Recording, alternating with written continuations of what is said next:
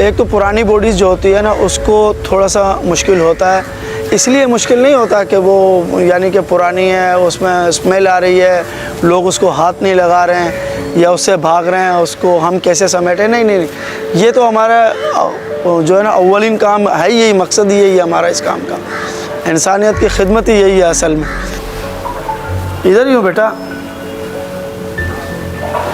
गुस्ल तो गुस्ल ही होता है सबकी तरह, जैसे हर उसको दिया जाता है, लेकिन ये है कि इनमें जो अननोन बॉडियाँ होती हैं ना, इनको गुस्ल देते वक्त एक अपना सा महसूस होता है कि देखो इनका ये क्या सोच के निकला था और इसके भी आगे पीछे होंगे, इसकी भी ख्वाहिशात थी कि मैं ऐसे ना मरूं, मुझे मेरे अपने रिश्तेदार मुझे समेटें।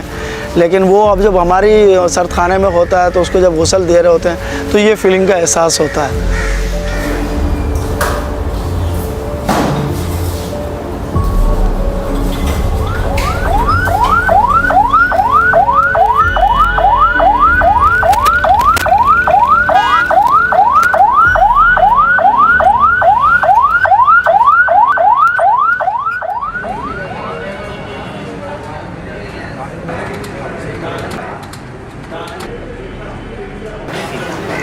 देखिए, कोई भी कॉल अगर एक राहगीर करता है तो वो 115 पे कॉल करता है, क्योंकि इस वक्त हम हाई लेट जो है वो 115 है। लोगों को पता है कि 115 पे कॉल करनी है। वो 115 पे कॉल हमारे कंट्रोल रूम में जाती है।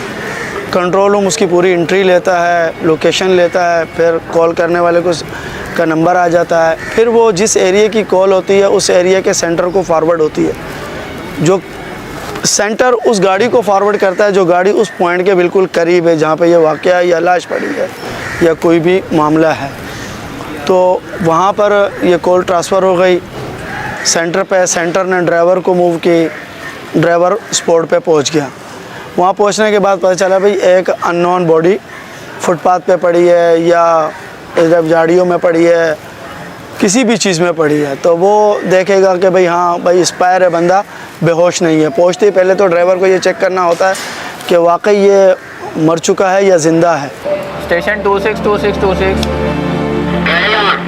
ये गाड़ी भिजवाएं लियाकताबाद 4 नंबर झंडा चौक के करीब है। लियाकताबाद 4 नंबर झंडा चौक।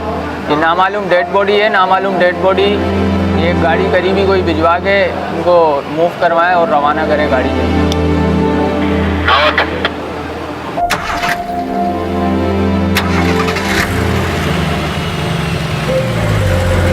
कि जब कोई रोड पे एक्सीडेंट हो जाता है, रोड पे एक्सीडेंट हो गया और हमें इतला मिलती है कि भाई फलां जगह पे एक्सीडेंट हो गया, हम पहुंचते हैं 3 से 5 मिनट में हम लोग वहाँ पे लोकेशन पे पहुंच जाते हैं।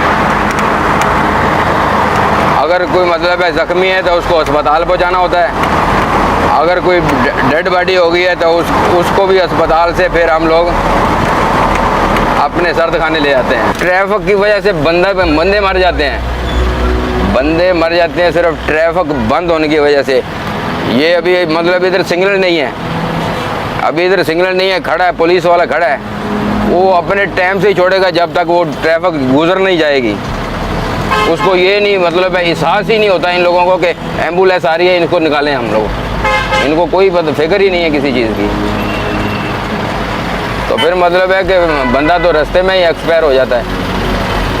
बस ये एक दफ़ा नहीं, पता नहीं कितनी दफ़ा हमारे साथ हुआ है ये ऐसा। बहरहाल नहीं कोई मतलब है कि हमारे अदारे वाले बोलते हैं यार बदतमीज़ी नहीं करनी किसी के साथ, तो बदतमीज़ी हम करते भी नहीं किसी के साथ। अवाम तावन करती है, अवाम बोलती है कि यार ये गाड़ी एम्बुलेंस है, बंदा बहुत सीरियस है, इस गाड़ी को निकालो फटाफट। अवाम तो आगे भागनी शुरू हो जाती है, भैया ट्रैफिक निकालो गाड़ियाँ आगे से, वो रास्ता दिलवा देते हैं। हमारे पास जितने भी लोग हैं उनको बाकायदा ट्रेनिंग कराई गई है और ये कोर्सेज़ चले हैं। फैसल अली साहब ने अरसा 3 साल से ये जो है ना एक प्रोसेस चलाया हुआ है कि हर ड्राइवर को ट्रेनिंग कराई जाती है। 3 महीने का कोर्स होता है ये CPR का, जो हमारे मूसा लैन में एक ट्रेनिंग सेंटर है उस पे जो है ना ये ट्रेनिंग कराई जाती है। इससे बहुत सी चीज़ें ड्राइवर के जो है ना इल्म में भी आ जाती हैं और वो हमें आगाही भी दे देता है कंट्रोल में जो बैठे हुए होते हैं उनको। तो वो पहुंचने के बाद चेक करता है कि भाई यहाँ पे इसकी पल्स नहीं चल रही है, बिल्कुल ही अकड़ गया है या पुरानी बॉडी है, इसको 1 दिन हो गया या 2 दिन हो गए। तो वो सारी प्रोसेस कंट्रोल को बताने के बाद उसके ऊपर चादर डाल देता है। चादर डाल के फिर वो कंट्रोल से अगली हिदायत के बारे में पूछता है। तो कंट्रोल में कहता है कि आप थाने को इतला दो या 15 पे कॉल कर दो। 15 पे कॉल जाती है कंट्रोल से कि भाई हमारी गाड़ी फ़लानी जगह मौजूद है, वहाँ पे अननोन एक बॉडी है, आप अपनी मोबाइल रवाना करें और इसका जो है ना आगे की कार्रवाई की जाए। तो वो इस तरह फिर थाने से मोबाइल आ जाती है और वो पूरा जो ड्यूटी अफसर होता है वो उसको पूरा जो है ना अपने जायज़ा लेने के बाद उस मैयत को एम्बुलेंस में शिफ्ट करा के अब्बासी की तरफ मूव करा दिया जाता है। वो अब्बासी आ जाती है। अब्बासी आने के बाद फिर जो है ना आगे का प्रोसेस चलता है। फिर पर्ची बनती है, एमएल कटती है, फिर वो पूरी इंक्वायरी होती है कि हाँ भाई ये नशाई है या आम आदमी है, हार्ट अटैक से मरा है या किसी बीमारी से मरा। उस प्रोसेस को पूरा करने के बाद पोस्टमार्टम रिपोर्ट होने के बाद वो बॉडी जो है दूसरी गाड़ी के या उसी गाड़ी के ज़रिए ईदी सर्द खाने मुंतकिल कर दी जाती है। उस लेटर दूसरे लेटर के साथ के इसके वर्सा की तलाश की जाए और इसके फिंगरप्रिंट लेके इसके जो है ना एड्रेस निकाला जाए, क्योंकि यहाँ पे ईदी फाउंडेशन के सर्द खाने में तो एक सिस्टम लगा हुआ है, उससे हम फिंगरप्रिंट लेते हैं और एड्रेस निकालते हैं और फिर उसके लवाकिन तक पहुँचने की कोशिश करते हैं।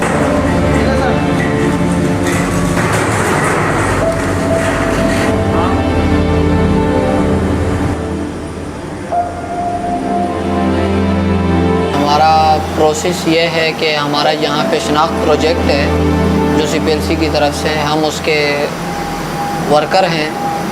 तो हमारा काम ये होता है जैसे कि रोड एक्सीडेंट और कहीं रोड से लावारिस बॉडी हो वो मिल जाती है ईदी वालों को, तो वो यहाँ लेके आते हैं। तो फिर हम उसके बायोमेट्रिक लेते हैं और एक पिक लेते हैं, एक उसके साथ थाने का जो लेटर होता है उसकी पिक लेते हैं। हम 12 चीज़ें पूरे करके हम नादरा सेंड करते हैं। नादरा हमें 24 से कभी 12 घंटे कभी 24 घंटे में हमें उसका रिज़ल्ट दे देता है। तो फिर हम उसका रिज़ल्ट उसके रिज़ल्ट पे यानी काम शुरू करते हैं। तो फिर बाज़ औक़ात ऐसे लोग भी होते हैं कि रिज़ल्ट आने के बाद उनका जो हमारे पास एड्रेस आता है उस एड्रेस पे लोग नहीं होते। फिर हम CPLC से रुजू करते हैं नंबर के लिए, फिर मोबाइल नंबर आते हैं उनके। तो हम किसी भी तरीके से यानी कि अगर सक्सेस है उसका एड्रेस तो फिर हम उस पे यानी कि बॉडी भिजवा देते हैं, वर्सा आ जाते हैं शनाख्त करके। और अगर मोबाइल नंबर मिल जाते हैं तो फिर हम वर्सा से यानी कि बातचीत करके वर्सा को मुतमईन करने के बाद हम यहाँ बुलवाते हैं, बॉडी दिखाते हैं और वर्सा बॉडी ले जाते हैं। देखें एक चीज़ इसमें ये भी है कि एक बंदे का हमने फिंगरप्रिंट लिए, उसका एड्रेस आ गया और हम उसके घर तक भी पहुंच गए। हमने कहा कि भाई आपकी जो फ़लाना बंदा मिसिंग था उसकी मैयत हमारे पास है, आप आ जाएं, वो मैयत आप रिसीव कर लें और उसको आप अपने एजाज़ के साथ दफना दें। लेकिन ऐसा होता है कि ऐसी फैमिलीज़ भी सामने आती हैं, वो कहते हैं कि नहीं हम लेना नहीं चाहते हैं, आप लोग ख़ुद सपुर्द खाक कर दो। तो उसका ये प्रोसेस होता है कि हम उनसे दरख्वास्त लिखवा लेते हैं और जो मामलात होते हैं उनके फैमिली जिनका खूनी रिश्ता हो उनसे जो है ना उनके सारे पेपर वर्क कंप्लीट करके उस मैयत को फिर हम अपने कब्रिस्तान में दफना देते हैं। ये नहीं है कि कब्रिस्तान में सिर्फ अननोन बॉडियाँ जाती हैं, ऐसी मैयतें भी जाती हैं जिनको वर्सा दफनाने का भी वो जो है ना उनके पास इंतज़ामात नहीं होते हैं। वो ईदी को दे देते हैं कि यार आप जो है ना इसको जो है ना अपने कब्रिस्तान में दफना दें, हम इसको नहीं दफना सकते, हमारे पास वसाइल नहीं है।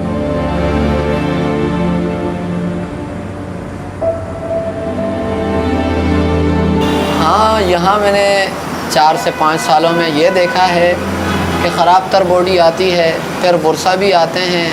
बाज़ औक़ात ऐसा होता है कि बाप की बॉडी होती है, बेटा भी आता है, पर वो बॉडी के करीब नहीं जाता। वो मुझे कहते हैं कि आप स्टेटस दिखा दें जो आपके पास आया है, हम उससे मुतमईन हो जाएंगे, हम बॉडी तक नहीं जा सकते। थोड़ा मैयतों के पास नहीं आते। और ये जो हमारा जो बना हुआ है ये हमारा पूरा, इसमें हम लोग विरसा की बॉडियाँ रखते हैं। इसके बाद जो आप पीछे आपके यही डिपार्ट, ये हमारे पास लावारिस मैयतें नामालूम जिनकी कोई शनाख्त नहीं है, वो हम लोग यहाँ रखते हैं।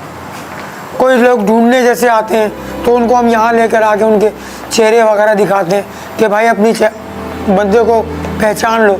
वो पहचान लेते हैं तो फिर हम रिकॉर्ड इसका चेक करते हैं कि हमारे पास कहाँ से आया, किस थाने की मार्फत आया। फिर हम उनको सही से गाइड करते हैं, फिर उनके हवाले करते हैं। गड़े सड़े कीड़े की उसका तो हम थाने से ही फ़ौरन दफनाने का लेटर लेते हैं, जैसे कि हम उस मैयत को इन मैयतों के साथ नहीं रख सकते, मज़ीद और ये मैयतें ख़राब हो जाएंगी। तो हमारी कोशिश ये होती है कि जो ऐसी मैयतें आएँ वो थाने से लेटर हमारे ड्राइवर हजरात जो हैं वो बनवा के लाते हैं ताकि हम उसी वक्त उसको गुसल करवा के दफना दें। जैसे कि पूरी कराची में एक एदी फाउंडेशन है जो लवारिस बाजियों को रखता है और कोई ऐसा इदारा नहीं है। एदी फाउंडेशन के अलावा लवारिसों का कोई नहीं। काम कैसा भी हो, हमने ये नहीं कहा कि हमारे बस में नहीं, जो हमारे बस में होता है हम करते हैं। और हमारे बड़ों ने, हमारे ज़िम्मेदारों ने हमें सिखाया यही है कि ये काम करना है। और दूसरी बात कि जब हमारे बड़े हमारे साथ होते हैं तो हमारा दिल और बढ़ जाता है, तो हमें किसी काम में दिक्कत नहीं होती।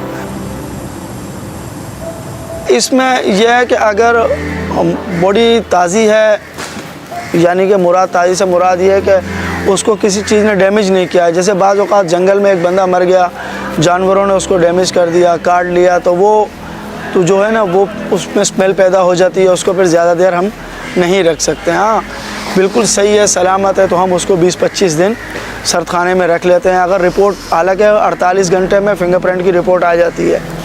और फिर हम इसलिए रखते हैं कि जैसे कोई भूले भटके आ जाता है, ढूंढते हैं अपने गुरसाओं को, भाई हमारा आदमी जो है 10 दिन से मिसिंग है यार, अगर आपके पास आया हो, तो हम क्या करते हैं कि हम अंदर जो मैयतें अननोन रखी होती हैं उनको वो अंदर ले जाके दिखाते हैं, भाई आप इन मैयतों को देखें, इनमें कोई आपका अपना तो नहीं है। इस लिहाज से 20 से 25 दिन लग जाते हैं। मैयत को गुरसाओं के आने तक का इंतज़ार करते हैं, उसके बाद मैयत को जो है ना बल्दिया मुआज कब्रिस्तान रवाना कर दिया जाता है। खालिद भाई जी भाई, एक लवारिस में थे तस्वीर के लिए माशकोट जाएगी, आप गाड़ी लगाएं, मैं शिफ्ट करता हूँ। ठीक है सर, ठीक है, ठीक है। ऐसी बाड़ियाँ हैं जिनका आइडेंटिफाई नहीं होता। बाज़ औक़ात ऐसी आती हैं जैसे कि 10 दिन पुरानी बाड़ियाँ भी आती हैं, कोई 15 दिन पुरानी बाड़ियाँ भी आती हैं जिनका फिंगरप्रिंट के वो काबिल नहीं होते, क्योंकि उनकी हाथ की जिल्द जो बिल्कुल कीड़े लगी बाड़ी होती है। और आपको पता है एक बाड़ी एक हफ़्ते से ज़्यादा अगर कहीं पड़ी रह जाए तो उसका ये जिल्द ख़त्म हो जाती है, कीड़े खा जाते हैं उसको। तो फिर हम उसकी वजह से बाज़ औक़ात तो हम हॉस्पिटल्स में कहते हैं कि MLO करके भेजें ताकि उसका पोस्टमार्टम हो जाए, ताकि हो सकता है पोस्टमार्टम से कोई उसका यानी कि उसके वर्सा तक रसाई हो जाए। अगर पोस्टमार्टम नहीं हुआ होता तो फिर हम भी CPLC में बताते हैं कि ऐसी बाड़ी आई है हमारे पास और इसका पोस्टमार्टम नहीं हुआ, वो फिर थाने के IO से रब्ता करते हैं, उसका पोस्टमार्टम करवा लेते हैं। ये कब्र नंबर है, ये कब्र नंबर लिखा जाता है, हम ये बताएंगे उनको, वो कब्रिस्तान जाके हमारे घोटपन से ये लिखा के अपनी कब्र देख सकते हैं। बेशक 2 साल गुजर जाए, 4 साल गुजर जाए, जितनी मुद्दत गुजर जाए। देखिए ये बाज़ औक़ात 24 घंटे में जो है ना 7-8 कॉलें भी आ जाती हैं अननोन की। अब उसमें ज़रूरी नहीं है कि वो सब जो है वो डेड बॉडीज़ की हों, बाज़ औक़ात बेहोश भी होते हैं। एक राहगीर जा रहा है, उसने देखा फुटपाथ पे बंदा पड़ा हुआ है, उसने कॉल कर दी 115 पे, यार मैंने मरा हुआ बंदा देखा है रोड पे पड़ा हुआ, आप चेक कर लो। जब गाड़ी पहुंचती है तो उसकी पल्स चल रही होती है, तो उसको फिलफौर उठा के अब्बासी या जिना या सिविल मुंतकिल कर दिया जाता है ट्रीटमेंट के लिए। लेकिन बहुत कम ऐसा होता है कि वो बंदा बचा हुआ हो, क्योंकि ये नशाई का जो नशा करते हैं ये जो लोग होते हैं ना, ये इनका पता नहीं चलता है कि ये ज़िंदा है या मरा हुआ। देखने वाला ये समझता है कि वो मरा हुआ है, लेकिन जब हम उसको उसके बाद पहुँचते हैं, उसके मुंह पे पानी मारते हैं या उसको हिलाते हैं तो वो उठ के बैठ जाता है। तो लमसम जो है ना दिन में कम से कम 5 से 6 कॉलें डेड बॉडीज़ की आ जाती हैं।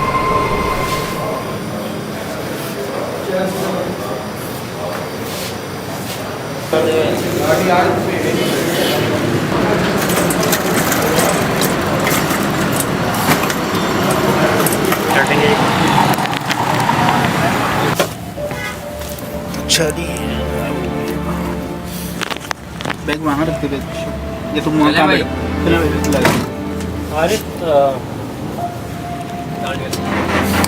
लावारस तकरीबन दिन में तो कम से कम 8-9 आ ही जाती हैं, मगर एक हफ़्ता या 2 हफ्ते उनको रखना पड़ता है, उनकी जांच पड़ताल करनी पड़ती है। करने के बाद अगर कोई वारस मिल जाए तो उनके हवाले कर देते हैं, वारस ना मिले तो हम लावारस के तौर पे इनको दफना देते हैं। जैसा कि अभी हम ये लावारस मैं लेके जा रहा हूँ, इनको दफना के फिर मैं सेंटर वापस आ जाऊँगा।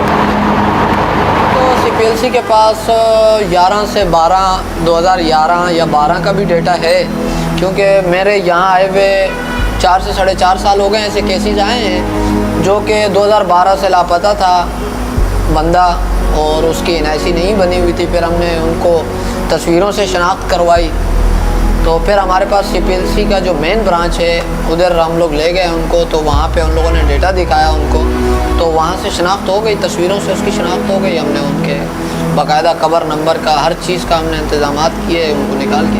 हमारा काम जो है वो नेकी है, यानी कि किसी को हम यानी ढूंढ कर दें, उसकी माँ बिलखती होगी, उसका बाप बिलखता होगा, मेरा बेटा पता नहीं कहाँ चला गया, तो हम जब उनको घर भिजवाते हैं तो वो बहुत मुतमईन भी हो जाते हैं कि हमारा बेटा मर गया। अब इसको हम बाज़ औक़ात ऐसी बॉडियाँ भी आती हैं जिनका नादरा में कोई डेटा नहीं होता, नो मैच फाउंड में आ रहा होता है, कोई हमें कोई नहीं मिलता उसका, तो फिर हम उन बॉडियों को एडी के कब्रिस्तान है माचगोड पे, तो हम वहाँ तदफीन कर लेते हैं।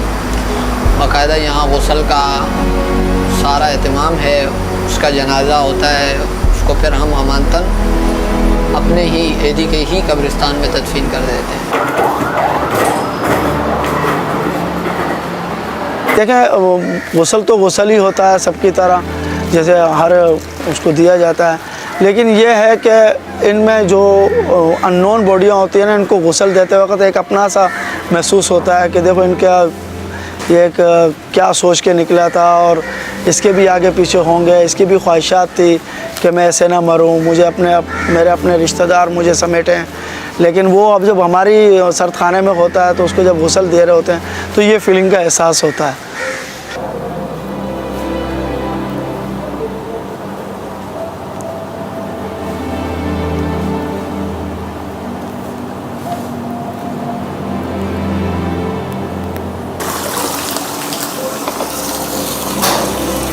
पच्चीस 30 मैयत रोज़ाना डेली की आ जाती है जो गुस्ल होती है। रात वालों की अलग होती है, 20-25 रात में आ जाती हैं, 20-25 दिन में आ जाती हैं। उनको भी गुस्ल वगैरह तयम्मुम किया जाता है, जो जली हुई होती है, जो ज़्यादा एक्सीडेंट की होती है उसको भी, और उसके बाद उनको गुस्ल दे के और कफन प्लास्टिक बिछा के गुस्ल दे के और उनको तैयार करके दे दिया जाता है। वर्षा का साथ खड़ा होना ज़रूरी होता है, और वर्षा जो होते हैं वो अपने हाथ से करें तो वो सबसे अच्छा होता है, क्योंकि असल बेटे का मुकाम होता है ये, बेटा बाप को करे, बाप बेटे को करे। बेटे का करना जो है वो अफजल है, हम तुम जो है सुन्नत है, ज़्यादा हक बेटे का होता है, और बेटा हो तो फिर वालिद का होता है उसके का।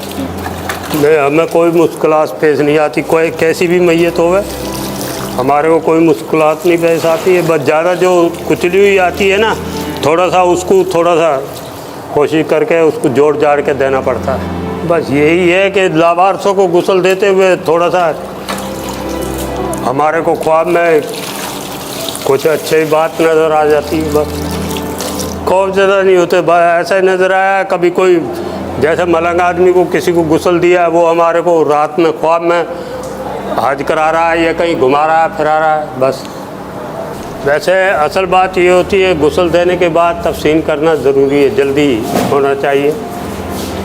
यहाँ तो बहुत से लोग किसी का इंतज़ार करना और रखवा जाते हैं।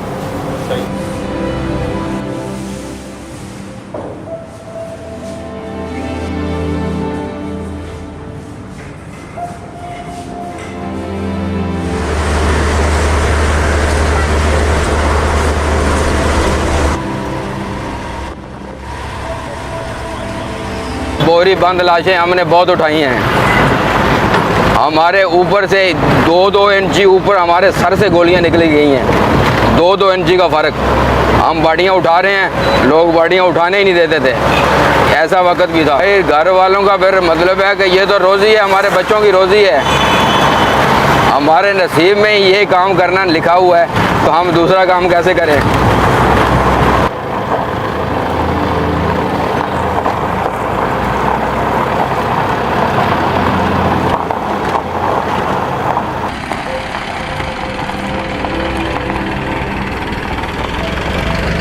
देखें अभी तो इस वक्त मुआज कब्रिस्तान फुल हो चुका है, वहाँ पे बिल्कुल ना होने के बराबर हमारे पास जगह बची है, जिस पे जो है ना फैसल ईदी साहब लगे हुए हैं कि कहीं से और ज़मीन जो है ना ली जाए और कब्रिस्तान काम हमारा डिस्टर्ब ना हो आगे चल के, क्योंकि हमारे पास ज़्यादा से ज़्यादा 2 या 3 महीने तक का कब्रों की जगह है। उसके बाद जो हमारे पास ये जगह फुल हो जाएगी। हम लोग का यही जिम्मेदारी है। हम लोग जो है कोई मैयत आता है तो हम लोग उसको दफनाते हैं, उसका तैयारी करते हैं, उसके लिए गड्ढा खोदते हैं, कब्र तैयार रखते हैं, समझ गया। पहले से अगर रात को, पहले तो रात को भी लाते थे, समझ गया। उस किसी टाइम में सुबह को, फजर को भी लाते थे। उस ज़माने में 2-4 भी होते थे, लेके आते थे, समझ गया। हाँ, तो इसी लिहाज से जो है ना हम लोग इसका इंतज़ाम, हम लोग की तरफ से घर का एड्रेस सब उसको मालूम था। गाड़ियाँ खुद आते थे, घर के पास से बिठा के ले आते थे। से अभी आप 1 लेके आया, कभी 10 भी आ जाता है, कभी 8 भी आ जाता है। हाँ हाँ ना, कभी 30 भी आ जाता है। कभी ऐसा होता है अभी 3, 4, 50 का मैयत आ गया। हाँ ना, उस दिन देखो। हाँ हाँ, 70 आई। वो तो उस टाइम पे ऐसा ही था, हालात ख़राब थे ना, मगर फिर भी ये इदारा जो है अपना काम करता था, समझ गया। ये इदारे को जब भी किधर भी ज़रूरत हुआ है, किसी ने टेलीफोन किया, ये पहुँचा है, समझ गया। इसने अपना नहीं बोला कि हम नहीं आता है, चलो भाई किधर का धमाका भी हो गया, ये पहुँच जाता है। किधर कोई गटर में भी पड़ा है, ये पहुँच जाता है, समझ गया। इसका इदारे का ये खूबी है, ये हर वक्त उधर अपने मंजिल पे आ जाता है। जनाजे को, मैयत को दे, जैसा भी होए, पठान होए, बलोच होए, सिंधी होए, हाँ महाजर होए, ये उसको ताबील ले लेता है।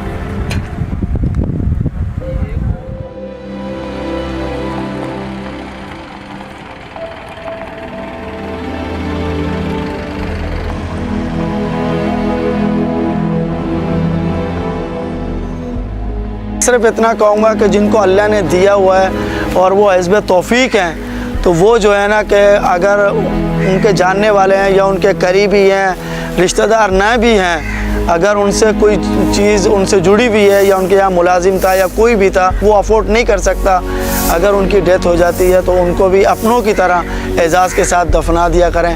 ये ना कहें कि जाओ ईदी वालों के हवाले कर दो। हर इंसान को जो है ना इंसानियत का दर्द होना चाहिए। मैं इस वक्त दावे से कहता हूँ कि कोई बंदा रोड पे पड़ा होगा ना, 10 आदमी गुजर जाएंगे, 1 आदमी रुकेगा, लेकिन हर आदमी को रुकना चाहिए, पूछना चाहिए कि भाई क्या हुआ है, क्यों हुआ है। फ़ौरन हेल्पलाइन पर कॉल करनी चाहिए, एम्बुलेंस बुलानी चाहिए, पुलिस का मामला है पुलिस को कॉल करनी चाहिए। अगर किसी ने आग देख ली, फायर फाइटर को इतला करनी चाहिए। ज़रूरी नहीं कि कोई मेरा काम नहीं है दूसरा को इतला दे देगा, नहीं। इस तरह हम लोग बहुत लेट कर देते हैं उस एमरजेंसी को निपटाने में। तो मेरी जो है ना हर एक बंदे से और हर जो है ना अपने दोस्त से और अजीज़ से ये रिक्वेस्ट है कि आप जो है ना एमरजेंसी कोई भी चीज़ देखें तो उस पर बढ़ चढ़ के इंसानियत की खिदमत के इरादे से, अल्लाह की रज़ा के खातिर रुक के उसमें अपना हाथ वो करें और उसमें एम्बुलेंस मंगवा के दें। अगर आग का मामला है वहाँ पे रुकें, जो आपसे हो सकता है वो आप करें। उसमें आप देखें कि आपका ज़मीर कितना मुतमईन होगा और आपको ख़ुद महसूस होगा कि मैंने कितना अच्छा काम किया है। ये नहीं कि ज़रूरी लोग आपको अप्रिशिएट करें, नहीं। आप जब रात को लेटेंगे ना तो आपको जब ख़यालात आएंगे, आप बोलेंगे नहीं यार आज जो मैं फीलिंग महसूस कर रहा हूँ इससे पहले मुझे नहीं हुआ। तो अल्लाह पाक आपको ख़ुद जो है ना सुकून ही देगा। मज़ीद तफ़सीलात जानने के लिए हमारे साथ बने रहिए। शुक्रिया।